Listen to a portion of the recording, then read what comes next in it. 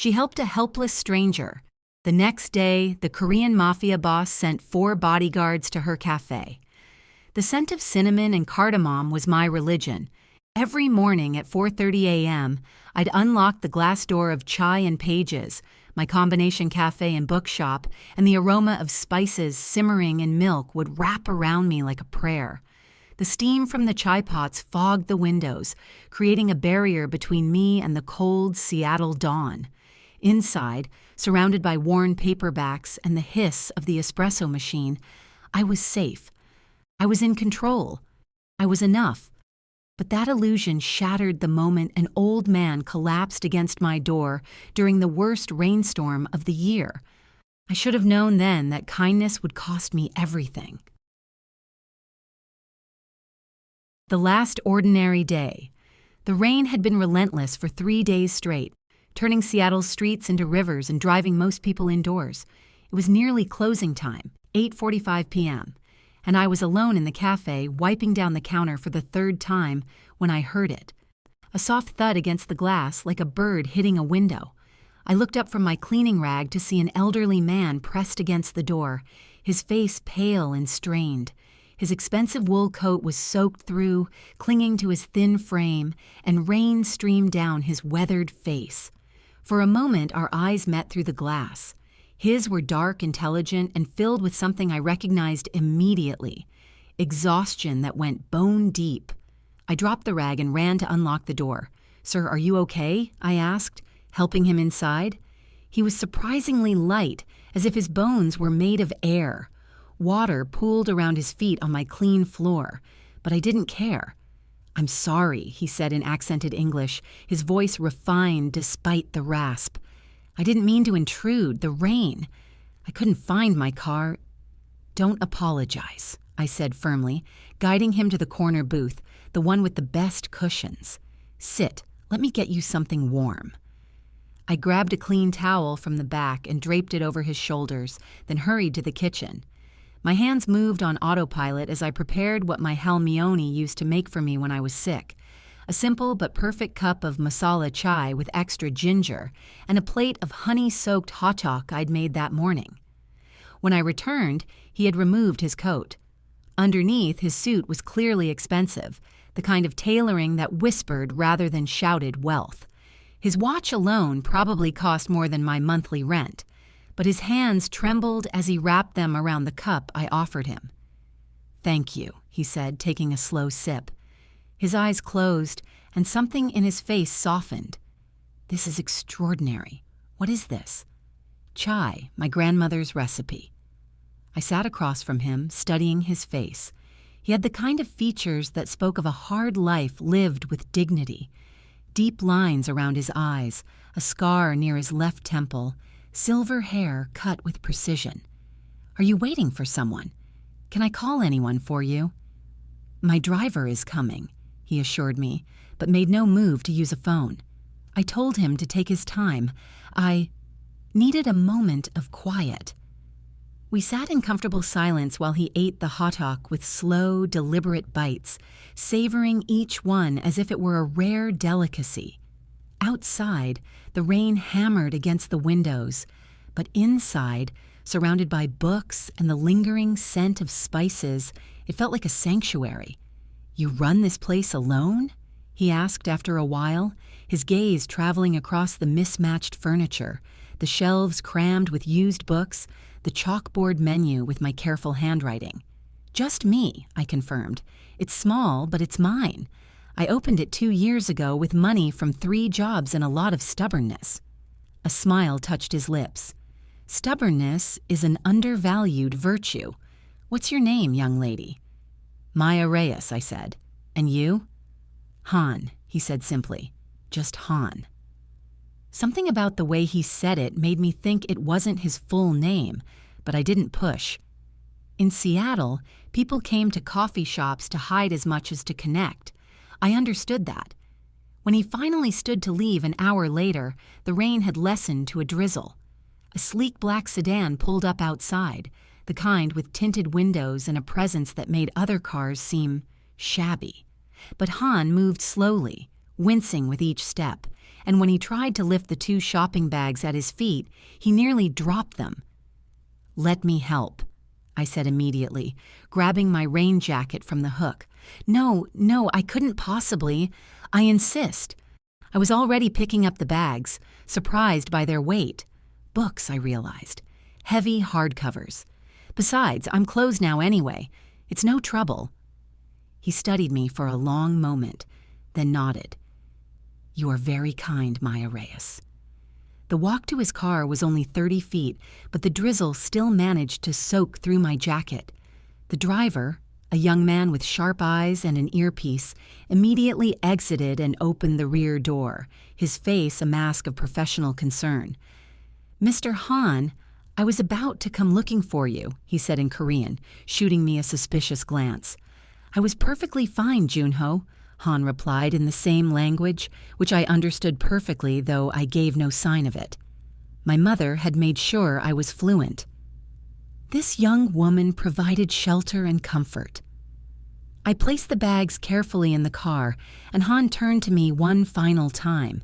He took my hand in both of his skin paper-thin and cold, and held it gently. "Kindness is the rarest currency, Maya," he said softly, "and it will always be repaid. Remember that." Before I could respond, he was in the car, and it was gliding away into the rain-slicked night, leaving me standing on the sidewalk with a strange feeling settling in my chest, like I'd just opened a door I couldn't close. I should have listened to that feeling. The reckoning. The next morning arrived with deceptive normalcy. The rain had finally stopped, leaving the city washed clean and gleaming under a rare appearance of weak sunlight. I went through my usual routine. Lights on at 5 a.m., ovens heating, the first batch of baked goods prepared with the meditation of repetition, cardamom rolls, honey hotteok, masala chai brewing in the large pot. By 6:30, my first regulars were trickling in, Boeing engineers grabbing coffee before their commute, elderly Mrs. Chen who always ordered tea and read the newspaper for exactly 1 hour. Everything was normal until 8 a.m. That's when they arrived. The door opened, and 4 men entered in perfect synchronization, a choreography of intimidation. They were all Korean, all wearing identical black suits that probably cost more than my entire inventory, all moving with the fluid grace of trained fighters. Conversation in the cafe died instantly. Mrs. Chen looked up from her newspaper, her eyes widening. The 2 students in the corner booth suddenly found their laptops fascinating. The men said nothing. They simply positioned themselves at strategic points around my small cafe, one by the door, one near the register, 2 flanking the bookshelf wall. Their hands were clasped in front of them in identical postures, their faces expressionless, their eyes hidden behind dark sunglasses despite being indoors. The temperature in the room seemed to drop 10 degrees. I stood frozen behind the counter, my heart hammering so hard I could hear it in my ears. Every instinct screamed danger, but I forced myself to stay calm. I'd grown up in tough neighborhoods. I knew how to handle myself, or so I thought. "Gentlemen," I said, my voice steadier than I felt, "if you're here for coffee, you're welcome to order. If you're here for something else, I'd appreciate you stating your business." The one nearest the register, slightly taller than the others, with a scar bisecting his left eyebrow, turned his head toward me with mechanical precision. "We're waiting," he said in Korean. His voice was flat, emotionless. "Waiting for what?" "For you to come with us." Mrs. Chen gathered her things with shaking hands and scurried out. The students weren't far behind. Within minutes, my cafe was empty, except for me and these 4 silent sentinels of menace. "I'm not going anywhere with you," I said, switching to Korean to show I understood every word. "And you're scaring away my customers. Please leave." For the first time, a flicker of something, surprise maybe or reassessment, crossed the man's face. But he didn't move. The standoff lasted exactly 7 minutes. I know because I watched the clock on the wall, each tick stretching into eternity. Then the door opened again. The man who entered was younger than the others, mid-30s at most, but the shift in energy was immediate and profound. The 4 bodyguards straightened imperceptibly, their postures sharpening with respect that bordered on fear. This was clearly their superior, and the authority rolled off him in waves. He was devastatingly handsome, in the way of Korean drama actors. Sharp jawline, perfect skin, eyes so dark they looked black. His charcoal suit was immaculate, his black hair styled with careless precision. But it was his presence that dominated the space. He moved like a predator, each step controlled and deliberate, and when his gaze landed on me, I felt dissected, analyzed and categorized in the span of a heartbeat. "Maya Reyes," he said, not a question. His English was flawless, barely accented. "I am Han Tai-jin. We need to talk about my father." The room tilted slightly. Han. The old man's name. The resemblance was there now that I looked for it.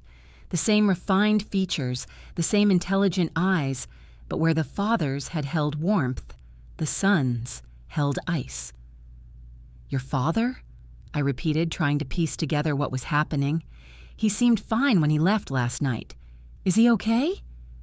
Something flickered in Tae-jin's expression, too quick to read. "He's dying. Terminal cancer.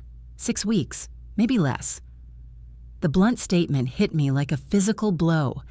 I thought of the old man's trembling hands, his exhaustion, the way he'd savored each bite of food as if it might be his last. "I'm so sorry," I said automatically, "but I don't understand what this has to do with me." "My father," Tae-jin said, moving closer to the counter that separated us, "is very particular about his final wishes, and you, Miss Reyes, have become one of them. I served him tea and let him wait out the rain. That's all." "That's not all." His voice hardened. "You showed him kindness without knowing who he was, without wanting anything in return. Do you have any idea how rare that is in our world?" "Your world," I corrected, "not mine." His lips curved in something that wasn't quite a smile. "Your world and mine collided the moment you opened that door to him. Now you're part of his story, and mine." "I'm not part of anything," I said firmly, my fear giving way to anger. "I run a cafe, I help customers. That's where it ends. Now please leave before I call the police." The 4 bodyguards exchanged glances. One of them, the youngest, actually suppressed what might have been a smile. Tae-jin, however, didn't react at all to my threat. "The police won't help you, Miss Reyes. Half of them are on my family's payroll, and the other half know better than to interfere." He reached into his jacket. I tensed and withdrew a thick cream envelope. "My father wishes to see you. Tonight, 7 p.m. The address is inside along with a non-disclosure agreement. You'll be compensated for your time in silence." He placed the envelope on the counter between us. "And if I refuse?" I asked, not touching it. For the first time, real emotion showed in his face, a flash of something dangerous and barely controlled. "You don't want to find out. My father gets what he wants. Always. Refusing him would be inadvisable." "Is that a threat?" "It's a fact." He adjusted his cuff, the gesture somehow more menacing than any overt aggression. "The car will arrive at 6:30. Wear something nice."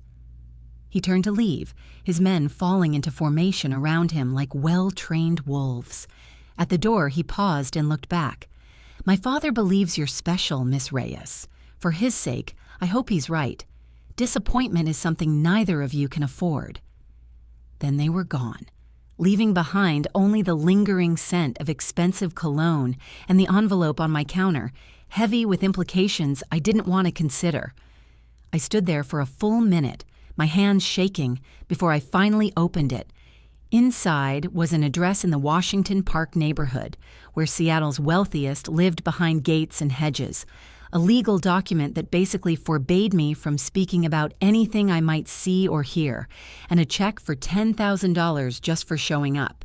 $10,000. That was 3 months of rent, new equipment for the cafe, Security for the first time in years.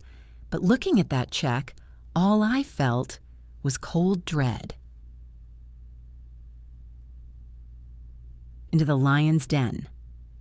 I spent the entire day in a state of paralyzed indecision. My rational mind screamed at me to ignore the invitation, to go to the police despite Tai-Jin's warning, to run. But another part of me, the part that had heard the sadness in the old man's voice, that had seen the exhaustion in his eyes, couldn't forget his final words. Kindness will always be repaid. Was this the repayment? Being dragged into whatever world he and his terrifying son inhabited? By 6 p.m., I'd made my decision. I would go. Not because of the money or the threats, but because a dying man had asked to see me. Because I'd been raised to honor my elders, even ones who apparently controlled half of Seattle's underworld. I put on the only nice dress I owned, a simple navy blue sheath my mother had bought me for job interviews, and waited on the curb outside my apartment building. At precisely 6:30, a black Mercedes pulled up. So quiet, I barely heard it. The driver, Junho from last night, opened the rear door without a word. The drive took 20 minutes through increasingly affluent neighborhoods, ending at a gate that slid open automatically. The house beyond was a modern masterpiece of glass and stone, set on at least 3 acres of meticulously maintained gardens. It looked like something from an architecture magazine utterly out of place in rainy Seattle. Junho led me not to the main entrance, but around the side to a smaller door that opened into what looked like a private wing. The interior was a study in minimalist elegance. Clean lines, expensive but understated furniture, walls adorned with traditional Korean art alongside contemporary pieces. "Mr. Han is in the sunroom," Junho said softly, his tone more gentle than I'd expected. "He's been looking forward to your visit." He left me at a set of French doors that opened onto a glass-enclosed room filled with plants and soft evening light. Han sat in a wheelchair by the windows, a blanket across his lap, looking out at the garden. He seemed smaller than I remembered, more fragile. But when he turned at the sound of my footsteps, his smile was genuine and warm. "Maya," he said, and his joy was so evident it made my chest tight. "You came. I wasn't certain you would." "You sent 4 very convincing bodyguards," I said, moving to sit in the chair beside him, "and your son made it clear refusal wasn't an option." His face fell slightly. "Tai-Jin means well, but he approaches everything like a military operation. I apologize if he frightened you. That wasn't my intention." "Then what was your intention?" I asked gently. "Why am I here, Hansi?" He was quiet for a moment, his gaze returning to the garden where shadows were lengthening across perfectly manicured lawns. When he spoke, his voice was soft, contemplative. "I've lived a long life, Maya. 73 years. I came to America with nothing 40 years ago and built an empire. I have wealth, power, respect, and fear in equal measure." He paused. "But sitting in your cafe last night, being treated with simple human kindness by someone who wanted nothing from me, that was the first time in decades I felt like a person rather than a position. Do you understand?" I thought I was beginning to. "You're lonely." "I'm dying," he corrected gently. "And I'm alone. My wife passed 5 years ago. She was the only person who knew me, truly knew me, before I became what I am now. Since then, everyone who approaches me wants something. Favor, money, protection, mercy." His hand trembled slightly as he adjusted the blanket. "Except you. You just saw an old man in the rain and helped him. Nothing more complicated than that." "It wasn't that special," I protested. "Anyone would have—" "No." His voice was firm. "They wouldn't, and that's precisely why you're special." Before I could respond, the door opened and Tai-Jin entered, carrying a tray with tea and what looked like an array of Korean dishes. Banchan, japchae, beautifully arranged like art. "Dinner," he announced, setting the tray on the small table between us. His eyes met mine, and I saw the warning there. Don't upset him. Tae-jin made this himself, Han said with obvious pride. He doesn't trust anyone else with my food anymore. He's convinced someone will try to poison me. He chuckled, but there was sadness beneath it. As if the cancer won't do the job first. Abeoji, Tae-jin said quietly. The single word, father, holding volumes of emotion he clearly didn't want to show. Sit, Han insisted, gesturing to another chair. Maya, I hope you'll join me. We can talk while we eat. What followed was one of the strangest evenings of my life. Han asked me about my cafe, my books, my family. I learned he'd been a professor of literature before transitioning to business, which I gathered was code for something far less legal. He quoted poetry, both Korean and English, and spoke with deep intelligence about philosophy, art, and the nature of legacy. Tae-jin sat mostly in silence, but I caught him watching me with an intensity that made my skin prickle.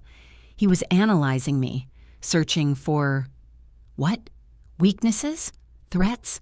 Signs I was trying to manipulate his father? My son doesn't trust easily, Han said, catching the direction of my glance. The world we inhabit makes that impossible. But I want you two to know each other. You're important to me, Maya, and Tae-jin. He looked at his son with profound affection. He's my legacy, everything I couldn't be. The weight of that statement hung in the air. Tae-jin's jaw tightened, but he said nothing. As the evening wore on, I realized what Han truly wanted: connection. Someone to talk to who saw him as human. Someone who wasn't afraid of him or dependent on him. Just company. When it was finally time to leave, Han clasped my hand with surprising strength. "Will you come again?" he asked. "Once a week, perhaps. I would pay you, of course, for your time." The offer sat between us, loaded with implications I was still trying to understand. This wasn't just about companionship. There was something else happening here, something involving his son's intense scrutiny and the security that surrounded this house. But looking at the hope in Han's eyes, I found I couldn't refuse. "Yes," I heard myself say, "I'll come." His smile was radiant. "Good. That's good." Tae-jin walked me to the car, his expression unreadable. Just before I got in, he spoke quietly, his voice for my ears only. "Whatever you're planning, whatever angle you're working, I'll find it." I turned to face him, anger finally overriding my fear. "I'm not planning anything. I'm not working an angle. Your father asked for company, and I said yes because he's dying and deserves some kindness in his final weeks. That's all. No one is that selfless." "Maybe not in your world," I shot back, "but in mine, sometimes people just help because it's the right thing to do." For a moment, something flickered in his eyes, surprise or maybe a reevaluation. Then the mask was back. "We'll see," he said simply, and closed the car door between us.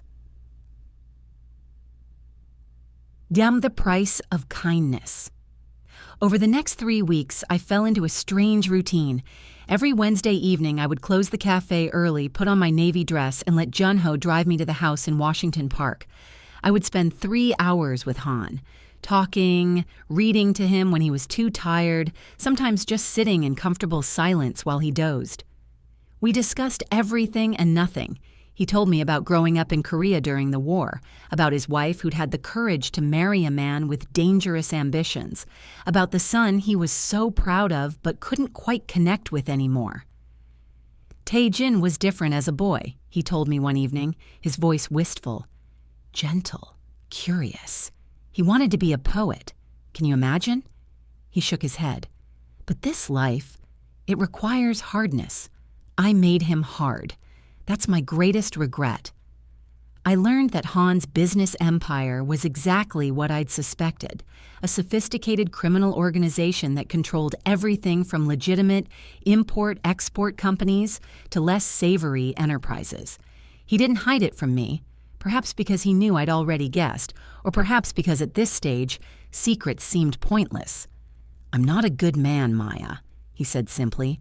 "I've done terrible things to build what I have, but I've also protected our community, provided jobs, kept worse predators at bay. The world isn't as simple as good and evil. It's all shades of gray." I didn't know how to respond to that.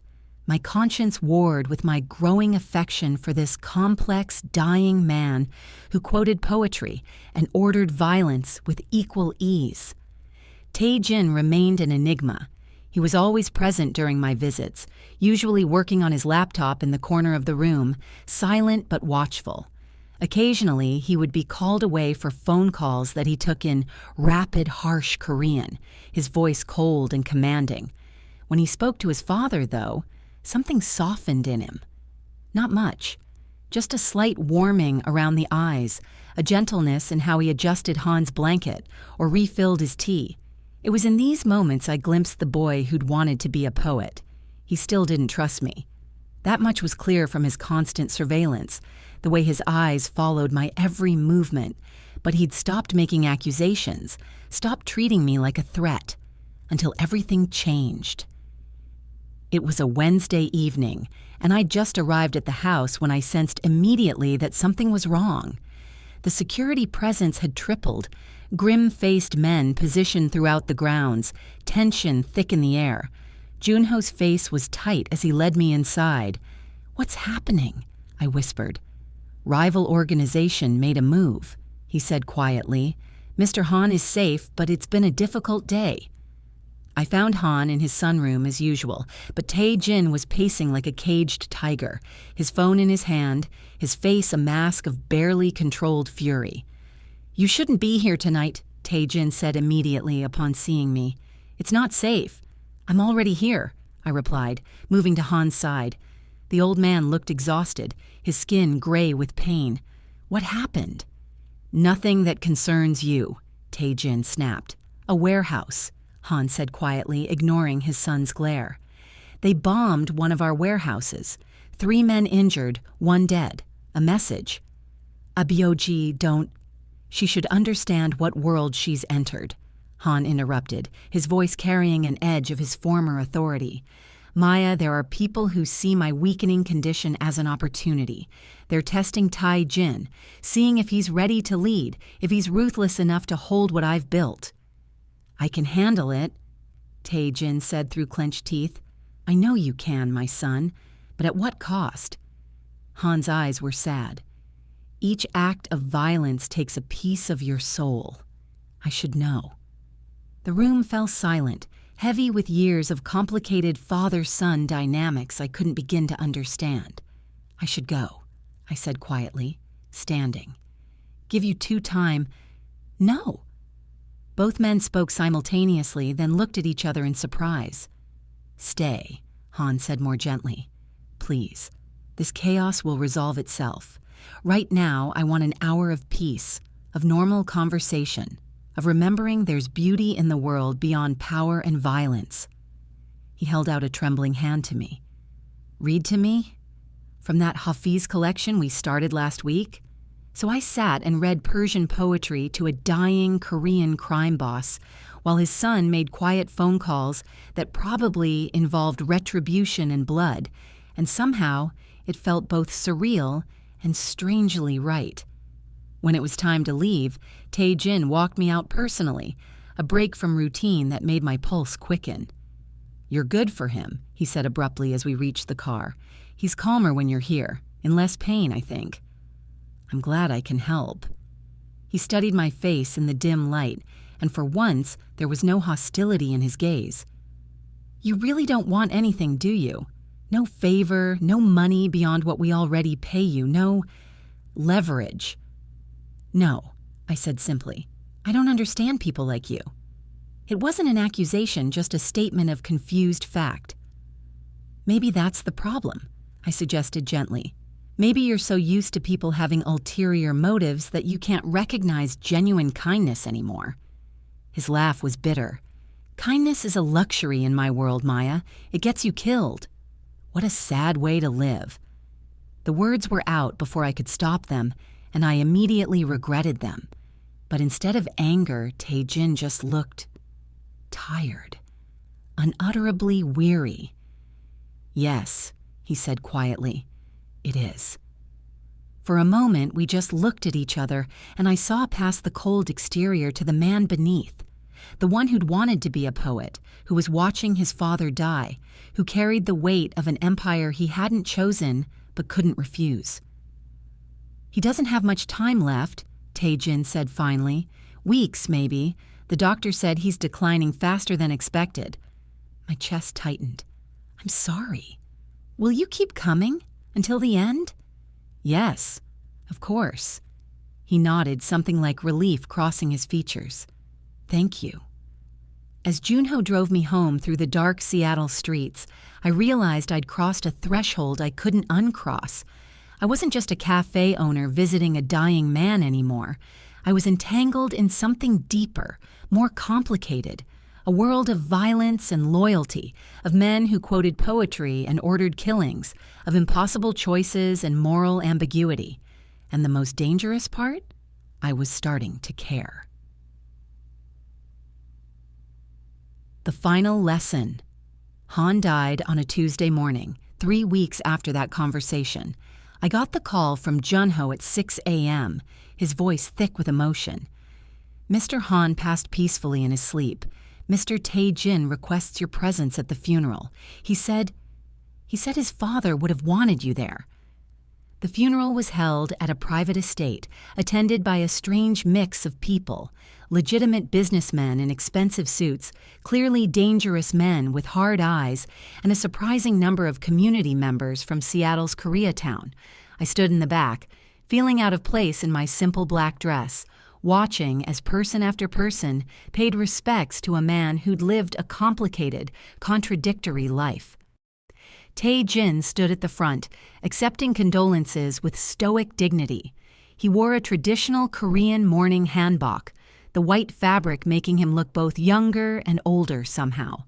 I saw the weight settling on his shoulders, the full responsibility of the empire now his alone. After the service, as people mingled and shared memories, Tae-jin found me in the garden where I'd retreated for air. "Thank you for coming," he said formally. "I cared about him," I said simply. Despite everything I knew about him, I genuinely cared. He knew. It mattered to him more than you can imagine. Tae-jin handed me an envelope. "He left this for you." With shaking hands, I opened it. Inside was a letter in Han's careful handwriting.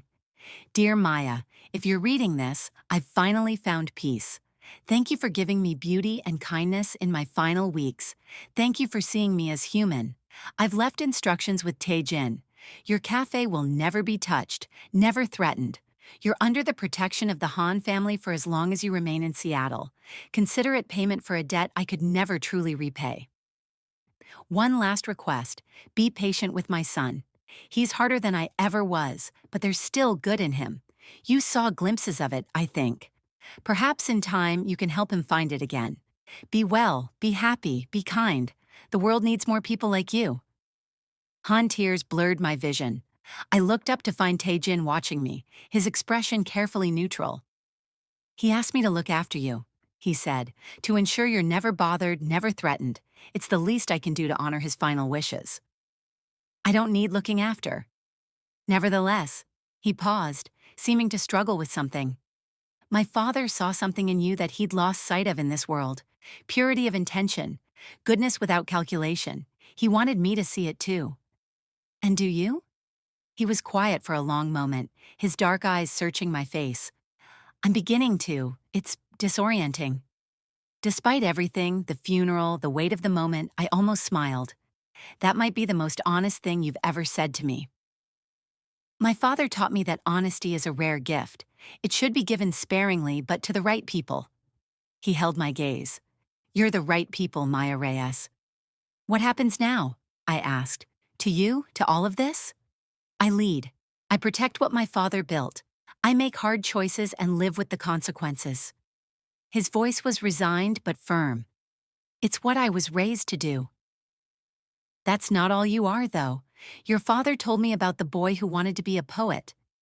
Pain flashed across his face. "That boy died a long time ago." "Maybe not." I took a risk, stepping closer. Maybe he's just buried under armor and expectations. Maybe he could still write poetry if someone reminded him he had permission to be more than his father's legacy. For a moment, just a heartbeat, I saw longing in his eyes, the desire to be seen as something other than a weapon, a leader, a successor, to be human. Then the moment passed, and the armor was back. "It's a beautiful thought," he said softly, "but not one I can afford." He started to turn away, but I caught his arm.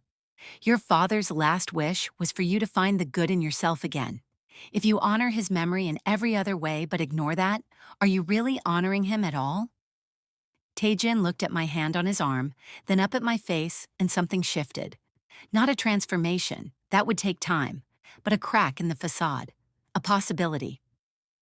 "You're dangerous, Maya Reyes," he said, but there was no heat in it, almost a hint of admiration. "You make me think about things I've spent years trying not to think about." "Good. Your father would be pleased." He smiled then, a real smile, small and sad but genuine. "He would.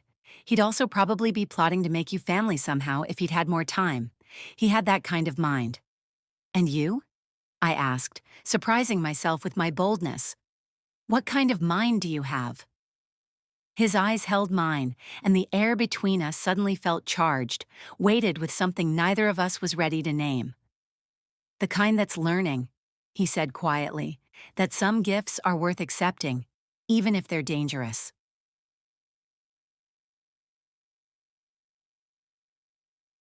6 months later, the cafe was thriving. After Han's death, I'd received an anonymous donation that allowed me to expand into the vacant space next door, adding more seating and a second room dedicated entirely to books. Business had picked up mysteriously, a steady stream of well-dressed Korean customers who always paid in cash and tipped generously. Protection, I realized. Tae-jin keeping his father's promise. I saw him occasionally, always unexpectedly. He'd arrive without warning, usually in the early morning or late evening when the cafe was nearly empty. We'd talk about books mostly. It turned out he really had loved poetry once. And slowly, over cups of chai and comfortable silence, something between us had shifted. It wasn't romance. Not yet. Maybe not ever. But it was connection, understanding, a strange friendship forged between two people from completely different worlds. On a rainy Wednesday evening, exactly 6 months after I'd first met Han, Tae-jin appeared at closing time. He carried a book which he placed on the counter between us. "I wrote this," he said, his voice holding a vulnerability I'd rarely heard. "For the first time in 15 years, I wrote poetry. My father would have been happy about that." I picked up the slim volume, running my fingers over the cover. "May I read it?" "If you'd like, but Maya—" He paused, and when he looked at me, his eyes held something I'd never seen before. Hope. "Would you have dinner with me? Not as payment, not as obligation, just because I'd like to know you better.